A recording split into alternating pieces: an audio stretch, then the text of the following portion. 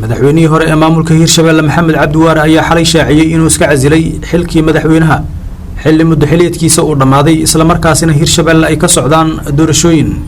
qoraal uu bartiisa Twitterka ku shaaciyay madaxweynihii hore ee Hirshabelle Maxamed Cabdi Waare ayuu ku sheegay in si waafaqsan qodobka 52 ee dastuurka ku meelgaarka Hirshabelle uu isku casilay isla markaasina uu ka tanaasulay xilkii madaxweynaha uu hayay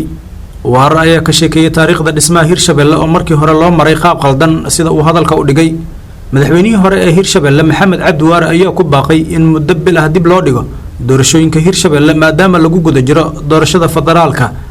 inta ay ka dhamaanaysana aan la guda galin arrimaha doorashooyinka Hirshabelle si looga taxadaro dhismaha Hirshabelle cusub lana saxo qaladaadkii hore si ay u noqoto Hirshabelle mid xasiloon oo waarta ayuu yiri madaxweynihii hore ee Hirshabelle madaxweynihii hore ee maamulka Hirshabelle Maxamed Cabdi Waare ayaa nasiib darro ku tilmaamay ugu dambeyn sida ay wax u dhacayaan isla markaasina ay ku qancaan dawladda federaalka Soomaaliya duubabka dhaqanka Soomaaliyeed xildhibaanada matala Hirshabelle iyo hoggaanka mucaaradka oo ay qayb ka yihiin madaxweynayaashii hore ee dalka soo maray kuwa oo daawadayaal ka noqday arrimaha Hirshabelle Ismaaciil Axmed Maxamed Ismaaciil Turki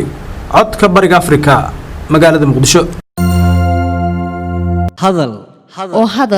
oo ku hadal bishii oo dhan $7 oo kaliya ku darso fariin kasta oo aad dirtaana waa ku bilaash isticmaal shabakadda ugu ballaaran geyga Soomaaliland